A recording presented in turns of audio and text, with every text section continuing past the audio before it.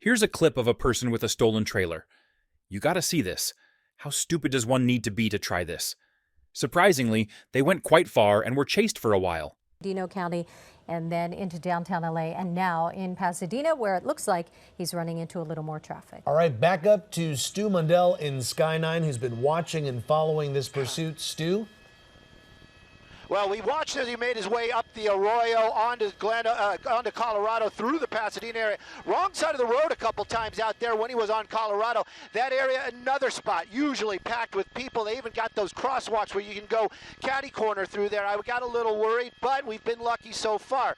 You know what's in this area? The 210 freeway. And I'm thinking, don't quote me because we can only guess what these guys are doing. I'm thinking he's trying to make his way back over to the 210. At least that's what I thought is, because it started on the 210, started out in Rancho Cucamonga. Maybe that's his plan right now. He missed the on-ramp twice, but maybe, you know, he's got other things on his mind, like all those officers chasing him. Making some wide turns right there. Looks like we're going to be heading back onto the 210 freeway eastbound. There we go. He finally found an on-ramp. You can see the California Highway Patrol a little bit closer, but I don't think that's because he's going to be making some sort of move, trying to pit that trailer. I think it's just because the truck slowed down right there as he's getting his way onto the 210 eastbound, I'm pretty sure.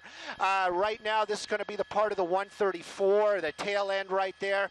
But you can see he's making his way through that construction area. I'm going a little bit wider just to get a feel for exactly where we are. But it's definitely on the 210. We can read those signs right there, eastbound 210. And that's where he's going to be headed right now. So it started in the Rancho Cucamonga area. Maybe we're going back. I don't know. Right now, though, we did see some moves out there in the Pasadena area. He was on the wrong side of the road. He hit pretty much every red light. I heard Sandra talk about it. He was slowing down a little bit. There's no doubt about that. We saw the brake lights come on. But, you know, even slowing down, that's not stopping for a red.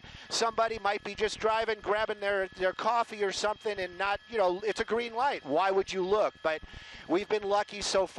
You know, Sky 9, we've got the great camera up here like you were talking about with law enforcement. And a few minutes earlier while we were listening to that great information from that officer, I was looking at the trailer and how they hooked it up. I'm going to do it again right now. I just wanted to see, because they said it was stolen, I wanted to see if the wires were hooked up. I wanted to see if this was something where somebody just grabbed it as an opportunity, perhaps. But it does seem like the safety chain is hooked up. It does seem like the lights are hooked up as well. So if they did, they did steal it. The trailer is stolen.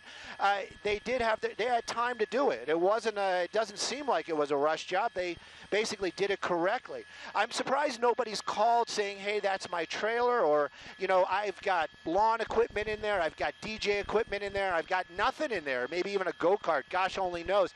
Those little utility trailers, that's what they're used for, just anything to be able to put in the back of it. Why this guy stole it, how is it reported stolen, that's all interesting in itself. Maybe we'll find that stuff out later on. You were talking about the two people in that front seat, and earlier on, I can feel Marco's really working Sky 9 right now, trying to get that angle so we can look inside there. It seems to be two people inside. I would almost guess two gentlemen. They've been, the only way I can really describe it, and you're just feeling what we're seeing, is relaxed. I don't see any kind of issue inside there. I don't see them, like, you know, scrounging around or making any kind of aggressive moves. They are just driving to drive. Passenger mirror is kind of bumped over. Don't know why he's not going to just roll down the window and straighten it up. But so maybe he hit something earlier on when he was squeezing through some of those side streets, or even on the freeway. You were talking about that, getting by that big rig earlier on. Maybe you got a little close to a wall or something. But the chase continues out here. California Highway Patrol right behind it, that's for sure. And if we stay on these freeways, it probably will be California Highway Patrol till this thing comes to an end. I did hear you guys talk about 2 hours. Is that correct? 2 hours this thing's been going on? Yeah, it started at 12:30 still. So we're over 2 hours. Yeah, you got to think, you know, if that thing has a full tank of gas, he might get about double that, but, you know, who knows? It seems like I never have a full tank of gas in my car. So you got to wonder. He's got to be thinking it's got to be getting down there. I mean, 2 hours of drive time. Yeah, he's on the freeway, but you just got to wonder. Maybe that's going to be the deciding factor. He's just going to run out of gas.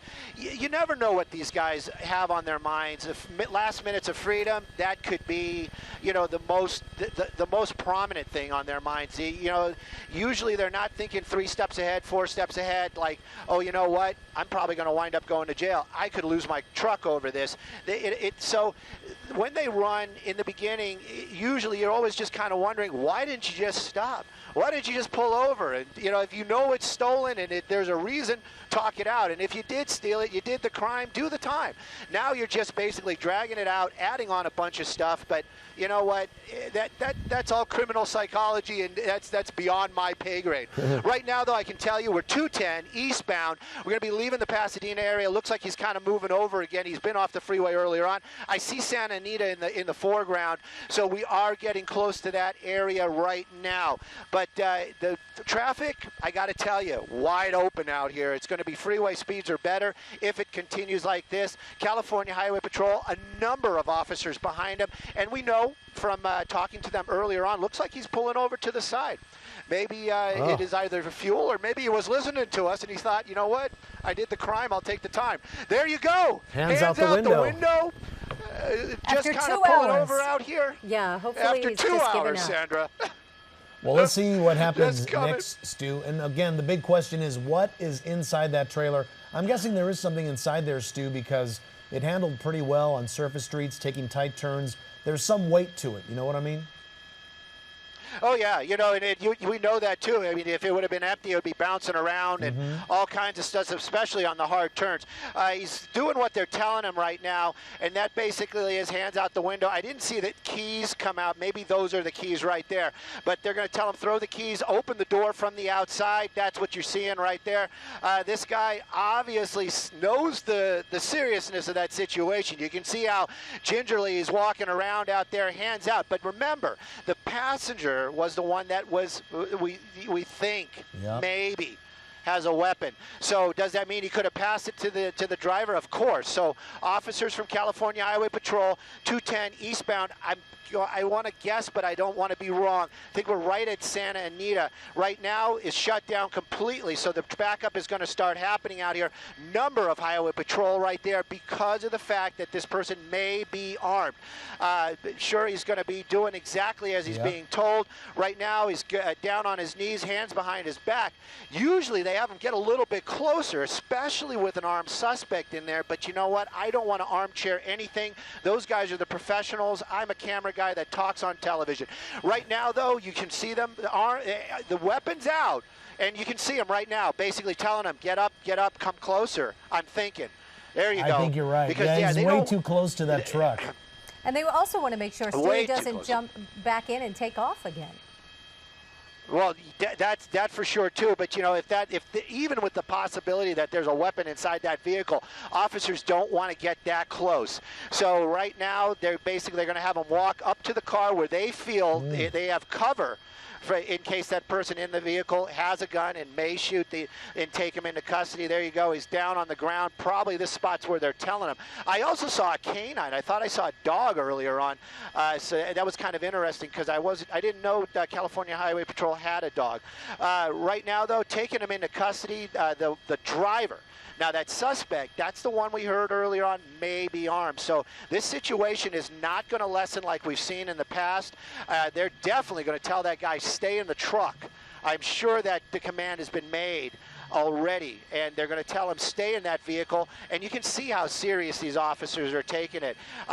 These guys, weapons out. That guy actually has, other than a handgun, some sort of a long gun. So they are taking this very, very seriously. And the number of officers, look at how many they're out there. They got this thing shut down. They got the 210 shut down eastbound. Right now, the big one is going to be the passenger. They're going to make sure that guy is cuffed. And we're going to move Sky 9 just around a little bit because we want to see when this guy gets out. Not sure. Sometimes they'll tell him to climb across. They want to make it as inconvenient for that passenger as they can. So they might tell him to climb across over to the driver's side. But we're going to move right now and see what we can see from this angle. That passenger still inside that truck. in that passenger seat, just kind of sitting there. And we're going to see what this guy does here in a minute or two. And based on the body language of that driver, Stu, you knew he was not going to be messing around. He was complying with the officer's orders right away. Hands went outside the truck, and he went right to his knees pretty close. So he knew it was over for him. It was done. And he wants to be able to, at some point, here we go. There we go. He's getting out of the vehicle. And if we're wondering why that mirror was still that way, it looks like the window didn't go down. He had his windows actually out that back window there. So that's probably one of the reasons. There you go. This guy getting out, doing as he's told. Yeah. And right now, it's still a very serious situation. Seems to be a younger guy. And, I'm hopeful. Even when we hear this in the beginning, when you say maybe and possibly, I'm always on the side, hopefully he does not have a weapon, because it just makes everything so much more dangerous. It just heightens everything. Right now, they got him moving around, basically tell him to lift his shirt up right there. They want to make sure there's nothing stuck behind his waistband. Doesn't mean it's not in his shoe or in his pocket. So right now, he's doing as he's told, hat off. He's going to be moving around, basically doing that same move that we saw earlier on. He's a lot closer to those officers. But look at the intenseness of these guys. They are all rigid as can be. There's that dog that I thought I saw earlier on. This is not a lackadaisical type of going into custody situation. These guys are heightened right now. And this person right now on the ground, doing as he's told, being cuffed. And then, of course, they're going to search him. And then, of course, they're going to search that vehicle to make sure that if they had a weapon, perhaps he stashed it. And then what everybody's kind of wondering, what's in the trailer? What was this all about? The million-dollar question, right, Stu? What is inside that trailer? Yeah, Stu, it looked like the first suspect who was out, the driver, might have had construction boots on. So I think you mentioned that it could be tools. And perhaps that's what's in the trailer. So we're gonna keep covering this, and of course we'll have an update coming up later this afternoon. Stu, thanks for the eye in the sky there this afternoon.